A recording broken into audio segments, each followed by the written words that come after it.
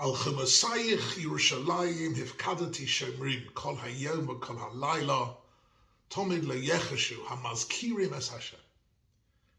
In the majestic, beautiful, eternal words of Yeshaya HaNovi, chapter 62, so it's also the famous Haftarah of Nitzavim, HaKadosh Baruch Hu promises us that there are Shomrim Chomos Yerushalayim. There are forces protecting the walls of Yerushalayim. Who are the Shomrim? Who are these people protecting the walls of Yerushalayim? So I'd like to offer you three Perushim, all of which are true, all of which only enhance each other.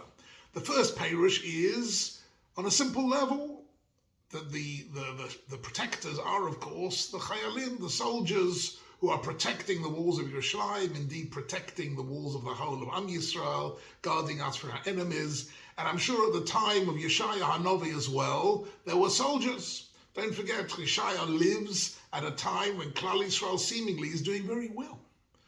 Klal Yisrael is got a king, and it's got a Beis Hamikdash, and Kohanim, and Leviim, and Amos, and Micha, and Yeshaya, and it is a flourishing nation. But he says, HaKadosh Baruch Hu has appointed Shomrim on the Chomos Yerushalayim. So the first pshat is Chayalim, but the second pshat we find in Chazal. Rashi brings down part of this medrash, that the Shomrim are in fact the Malachei Hasharis, specially appointed Malachim, who constantly, Kol Hayom v'Kol Halayla, remind HaKadosh Baruch Hu about Yerushalayim, that Kivayachal, he shouldn't forget the potential and the beauty and the past of Yerushalayim Ir HaKodesh as the center of Klal Yisrael and of the center really of mankind. The Gemara in Menachos Pei Zayin asks the question, what does it mean, Lo Yecheshu, they're not silent? What are they saying? So the Gemara says what they're saying is a pasuk in Tehillim Kuf Beis. Pasuk is Ata Sokum Terachem Tzion Ki Eis Lechenana Kivo Moed. The time has come. Tabrachmanos on Tzion Kivo Moed.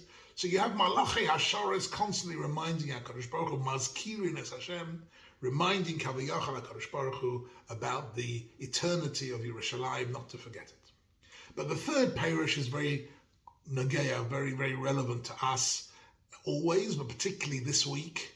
The third Perush is found in the Ibn Ezra and also in the Radak. The Mefarshim say that the Avelei Tzion, the people who sit on the floor on Tisha B'Av and read Eicha and think about Yerushalayim, they are the Avelei Tzion. They are the people who for millennia, every year, sit down and remember Yerushalayim. They are protecting Yerushalayim. In what sense? They're protecting the memory of Yerushalayim, to make sure that Yerushalayim is never forgotten. And this is a tremendous koach that Klal Yisrael have, which is almost beyond belief, that come what may, every time we bench, we say V'nei Yerushalayim Ir HaKodesh. Every time we daven, we say V'sechazenu Eineinu B'shuv Cholatzim Barachamim. The memory of Yerushalayim is burnt on the hearts and minds of Klal Yisrael in such a way that it is Tomid LeYecheshu. We're never silent about it. We never give up. And it's absolutely clear that the return to Eretz Yisrael in our generation, the great gift that HaKadosh Baruch Hu has given us back as sovereign land of Israel, a sovereign state of Israel, is that gift would not have been possible unless we continued every generation, every community to commemorate Yerushalayim on Tisha B'Av and Shavuos B'Tammuz and every tefillah that we have. This is in fact the Shomrei HaChomos. So it's not only Chayalim, and it's not only Malachim, but we have a chelek. Every one of us who sits on the floor and reads Eicha, we are in fact protecting the memory of Yerushalayim, and that is one of the great achievements of Klal Yisrael, and one of the important ways of understanding what we're doing this time of year. And I'd like to add to that a deeper understanding about the word Eicha, because the word Eicha appears in the parsha this week. Moshe Rabbeinu says, Eicha esalavadi, torchachem u'masachem v'rivchem. What is the word Eicha? The word Eicha is a magic word describing Klal Yisrael, as I will explain. Because what is the word Eicha, of course, is a derivative of the word Eich, a simple word in Lashon HaKodesh, a word that we use every day. Eich potchim et haderet. How do you do something? You ask somebody, I'm not quite sure how to operate this machine, how to operate this computer, how to get to a certain destination. You ask Eich, how does it work? And you get an answer. Right? So Eich is a question that's looking for an answer.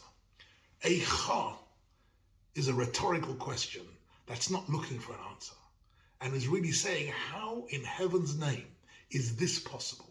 It can't be possible. It defies belief. And that's what Eicha means. It's looking at something, a phenomenon, which is supernatural, which can't be really true. Says the Medrash something amazing.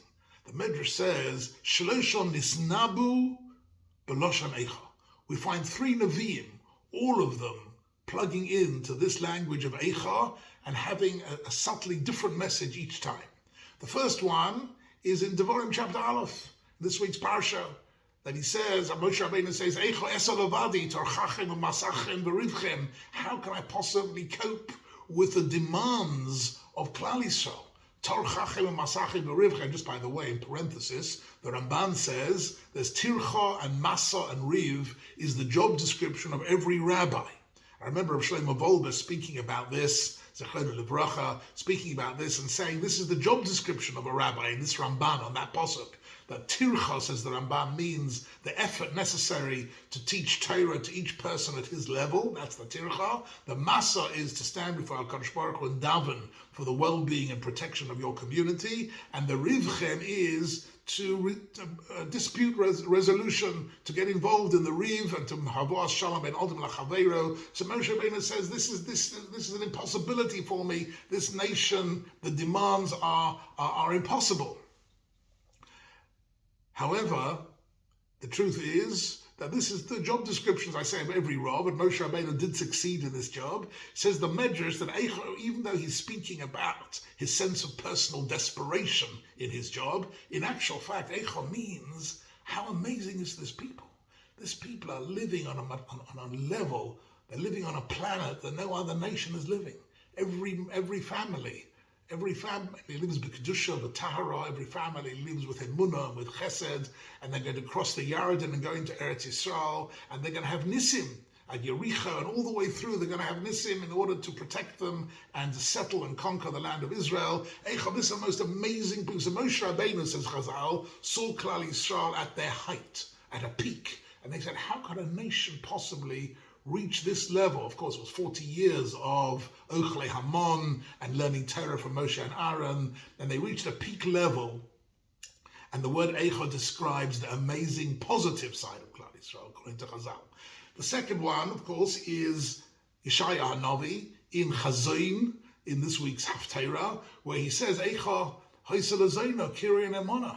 How is it possible? Yeshaya HaNavi sees in a vision the seeds of spiritual deterioration, and he says, I can't believe it. How is it possible that this city, which is such a crown, such a jewel in the crown, how can it possibly deteriorate to such a degree? Katsine Sedaim, how is that possible? And so here Eicha he sees the spiritual downward slide of the Jewish people, and he can't believe it. He finds that totally beyond logic and beyond belief.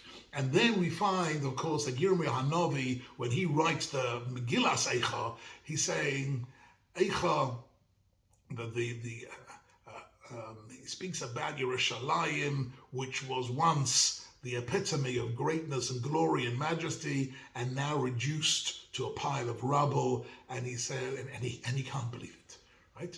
The Eicha Hoysa Kalmona, right? How is it possible that Yerushalayim is no longer has lost its beauty completely? And what's happening here is, says the Sfas Emes, all 3 of these Nevi'im saw, and here comes the interesting point, they saw that Klal Yisrael, actually, the trajectory of Klal Yisrael and the destiny of Klal Yisrael is lemala min hateva.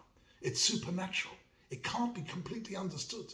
Whenever you see something in Klal Yisrael, how in heaven's name have we achieved what we achieved? How are we still existing? This is Maharal, Maharal wrote a whole sefer focusing around Tisha B'Av and the concepts of Golus, Geula, and Chorban, and he speaks about the fact that Klal Yisrael actually are lemala min hateva. And when you see something which is supernatural, the response is, Eicha, how in heaven's name is that possible? And both positively and negatively. And this is really this time of year that we hear the Eichos of Moshe, of Yeshaya, and of Yirmiyah. All of them really, in a sense, enhancing each other. And a sense of the eternity, the Netzach Yisrael. And we understand that we have a role to play of Al Chomasayich, Yerushalayim, Efkarati Shamrim. Some have a role to play actually as Chayalim, physically protecting Klal Yisrael. Others are really davening to HaKadosh Baruch Hu, Tamid La'Yecheshu, joining in the Malachim, davening to HaKadosh Baruch Hu, Eicha Al Kiva Moyed, and we're sitting on the floor in Avelis, and that being as Avelei Tzion, we are also Shomrei HaChomas, protecting the memory of Klal Yisrael, memory of the beauty of Yerushalayim, the beauty, and hoping for one day that HaKadosh Baruch Hu will Rachmanos Anas, and Ki Nicham Hashem Tzion, Nicham Kol Chorvaseha, waiting for the Nechama that HaKadosh Baruch Hu will give us in the rebuilding of Yerushalayim, but Nizke Liros, B'Binyan Tzion Yerushalayim, Amen.